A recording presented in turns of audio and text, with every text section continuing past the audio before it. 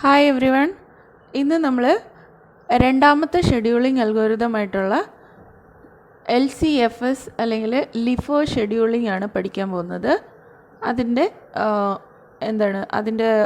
പ്രോബ്ലമാണ് നമ്മൾ ചെയ്യാൻ പോകുന്നത്. Okay, so LCFS or LIFO scheduling, ഇത് നമ്മൾ പേര് പറയുന്നത് പോലെ തന്നെ last in first order. Okay, last വരുന്ന പ്രോസസ്സാണ് ആദ്യം സെർവ് ചെയ്യുന്നത്. ആ ഒരു ടൈപ്പ് ഷെഡ്യൂളിംഗ് ആണ് ലിഫോ ഷെഡ്യൂളിംഗ് എന്ന് പറയുന്നത്. Okay, so assume that there are 3 processes. നമുക്ക് 3 പ്രോസസ്സ് ഉണ്ടെന്ന് വിചാരിക്കുക, വിത്ത് execution time 10, 5 and 7 milli seconds. Okay, അപ്പോൾ 3 പ്രോസസ്സിൻ്റെയും എക്സിക്യൂഷൻ ടൈം എന്ന് പറയുന്നത് 10, 5, 7 മില്ലി സെക്കൻഡ്സ് ആണ്.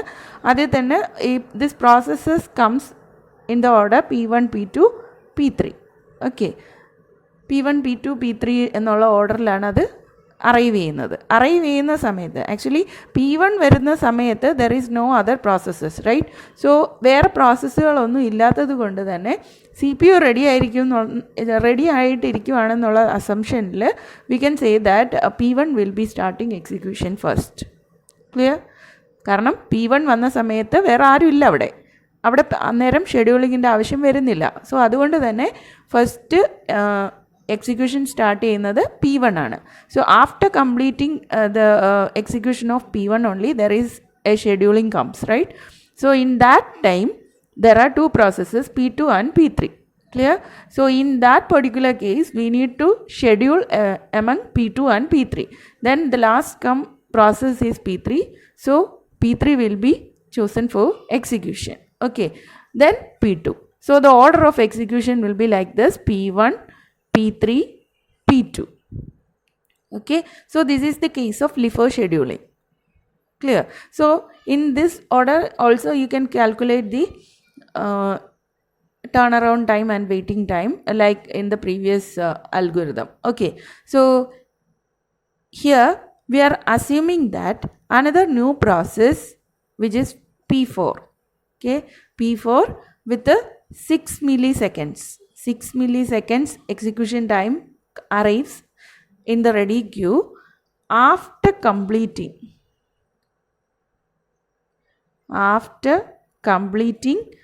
5 milliseconds of execution of P1.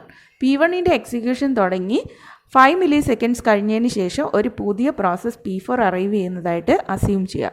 It is having execution time of 6 milliseconds. Okay, then what will be the scheduling? That is we are going to see. Okay, so P4 ഇല്ലായിരുന്നു എങ്കിൽ ഇങ്ങനെയാണ് വരിക: P1, P3, P2.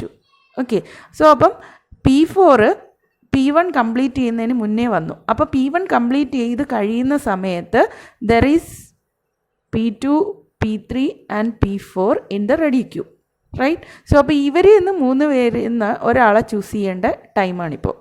So in that particular case here what we are choosing is the last come, okay, which is P4. So the execution order will be P1, P4, P3 and P2. Okay, so this will be the execution order. So now we can draw the Gantt chart.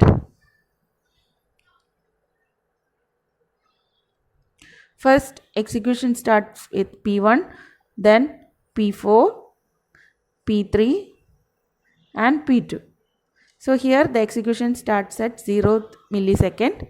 Then after that P1 is taking 10 milliseconds. What about P4? P4 is taking 6 milliseconds, right? So here it is 16 milliseconds. So here it is 10 milliseconds and this is 6 milliseconds. So then what is the case of P3? P3 is 7 milliseconds. So by adding 7 we will be getting 23. So 7 here. Then P2 is 5 milliseconds. So the total time will be 28. Here it is 5 milliseconds. So this will be the Gantt chart. Okay. So now we are going to calculate the waiting time. Waiting time for P1. P1 is not at all waiting for CPU. So the waiting time is 0 milliseconds. And what about the case of P2? P2 is waiting for 23 milliseconds to start execution. Then P3, it is waiting 16 milliseconds. And what about the case of P4? Okay, P4 എപ്പോഴാണ് വന്നത്? P1 തുടങ്ങി 5 milliseconds കഴിഞ്ഞതിന് ശേഷമാണ് വന്നത്. Okay, actually P4 start ചെയ്തത് എപ്പോഴാണ്? 10 millisecond ആയപ്പോൾ. Okay, so അപ്പോൾ അത് എത്ര നേരം വെയിറ്റ് ചെയ്തു?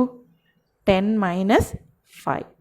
ഓക്കെ, സോ അത് വെയിറ്റ് ചെയ്തത് 5 milliseconds ആണ്. Here we can use this formula, execution start time minus arrival time.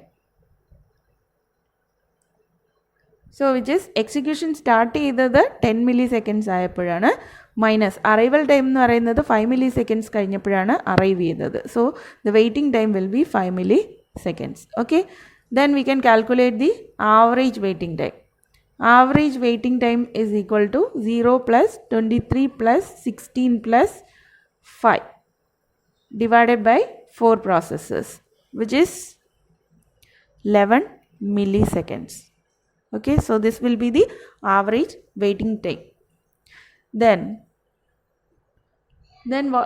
we need to calculate the turnaround time. Okay, so turnaround time for P1 is, P1 execution complete ചെയ്യുന്നത് 10 millisecondsലാണ്. So it is 10 millisecond. P2 is 28 millisecond. P3 is 23 milliseconds. And what about the case of P4? P4ൻ്റെ വരുമ്പോഴത്തേനും അതിൻ്റെ execution complete ആവുന്നത് 16 millisecondsലാണ്. Okay, 16 millisecondsലാണ് complete ആവുന്നതെങ്കിൽ പോലും അത് വന്നത് എപ്പോഴാണ്? 5 milliseconds കഴിഞ്ഞതിന് ശേഷമായിരുന്നു. ഓക്കെ, സോ അപ്പോൾ ഇവിടുത്തെ 5 മുതൽ 16 വരെ ഉള്ളതാണ് നമുക്ക് വേണ്ടിയത്. Okay, so that is calculated as like this, execution time, that is execution start time, execution start ചെയ്ത ടൈം മൈനസ് അറൈവ് ചെയ്ത ടൈം, അറൈവൽ ടൈം,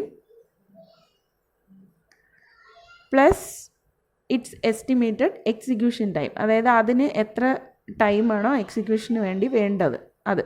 സോ അപ്പോൾ എക്സിക്യൂഷൻ സ്റ്റാർട്ട് ചെയ്തത് 10 millisecondsലായിരുന്നു, അറൈവ് ചെയ്തത് 5 millisecondsലായിരുന്നു.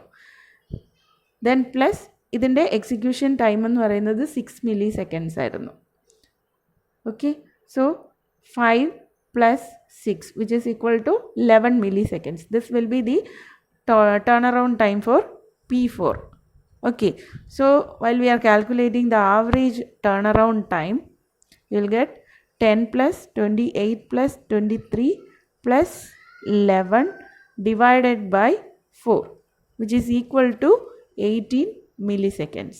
Okay, so this is the turnaround time for this case of LIFO scheduling. Okay, so അപ്പം LIFO scheduling മാത്രമേ നമുക്ക് ഇങ്ങനെ ഒരു കേസ് വരുന്നുള്ളൂ. ഇപ്പോൾ P4 പുതുതായിട്ടൊരു പ്രോസസ്സ് വരുമ്പോഴത്തേനും ആ ഷെഡ്യൂളിങ്ങിൽ വ്യത്യാസമാണ് വരുന്നത്. അതേസമയം നമ്മുടെ ഫിഫോ ഷെഡ്യൂളിങ്ങിലാണെങ്കിൽ അങ്ങനെ ഒരു കേസ് നമ്മൾ കൺസിഡർ ചെയ്യേണ്ട ആവശ്യം വരുന്നില്ല. കാരണം ആ ഓർഡർ വന്നേക്കുന്ന അതേ ഓർഡറിൽ തന്നെയാണ് നമ്മൾ എടുത്തു പോകുന്നത്. ഓക്കെ, അതുകൊണ്ടാണ് അവിടെ അങ്ങനെ ഒരു കാര്യം പറയാത്തത്. അതേസമയം ലിഫോ ഷെഡ്യൂളിങ്ങിൻ്റെ കേസ് എന്ന് പറഞ്ഞു കഴിഞ്ഞാൽ ലാസ്റ്റ് വന്നത് ആരാണോ അവരെയാണ് ആദ്യം കൺസിഡർ ചെയ്യുന്നത്. ഓക്കെ, സോ അപ്പോൾ അത് എപ്പം വന്നു എപ്പോൾ പോയി അതിനുള്ളതിനനുസരിച്ചൊക്കെയാണ് ഇതിനകത്ത് കാൽക്കുലേഷൻ വരുന്നത്. സോ അപ്പോൾ അത് മാത്രം നിങ്ങൾ ജസ്റ്റ് ഒന്ന് നോട്ട് ഡൗൺ ചെയ്യുക. ഓക്കെ, സോ അപ്പം ഇത് മിക്കപ്പോഴും തെറ്റുന്ന ഒരു കാര്യമാണ്. ഇവിടെ P4 വന്നത് എപ്പോഴാണ്? 5 milliseconds ഓഫ് എക്സിക്യൂഷൻ കഴിഞ്ഞതിന് ശേഷമാണ്. ഓക്കെ, അറൈവൽ ടൈം അപ്പോൾ അതിൻ്റെ 5 millisecondsലായിരുന്നു. അപ്പോൾ അത് വെച്ചിട്ട് വേണം കാൽക്കുലേറ്റ് ചെയ്യാൻ എപ്പോഴും. ഓക്കെ, പലർക്കും അതൊരു മിസ്റ്റേക്ക് പറ്റാറുണ്ട്. അതിൻ്റെ കാൽക്കുലേഷൻ ഈ നോർമലി എടുക്കുന്നത് പോലെ തന്നെ ചെയ്തു പോകും. അപ്പോൾ അത് തെറ്റാണ് അങ്ങനെ വരുമ്പോഴത്തേനും. ഓക്കെ, ഇനി ഇതിൻ്റെ പ്രോബ്ലംസ് എന്താണെന്ന് വെച്ചാൽ ഇതും ഒപ്റ്റിമൽ സൊല്യൂഷൻ ആണെന്ന് നമുക്ക് പറയാൻ പറ്റത്തില്ല. ഓക്കെ, ലിഫോ ഷെഡ്യൂളിങ്ങിൻ്റെ കേസ് പറഞ്ഞാലും ഒപ്റ്റിമൽ ഷെഡ്യൂളിംഗ് ആയിട്ട് പറയാൻ പറ്റില്ല. അതുപോലെ തന്നെ FCFSന് നമ്മൾ പറഞ്ഞ എല്ലാ ഡ്രോബാക്സും ഇതിനും ആപ്ലിക്കബിൾ ആണ്. ഓക്കെ, അതൊക്കെയാണ് ഇതിൻ്റെ പ്രോബ്ലംസ് ആയിട്ട് പറയുന്നത്.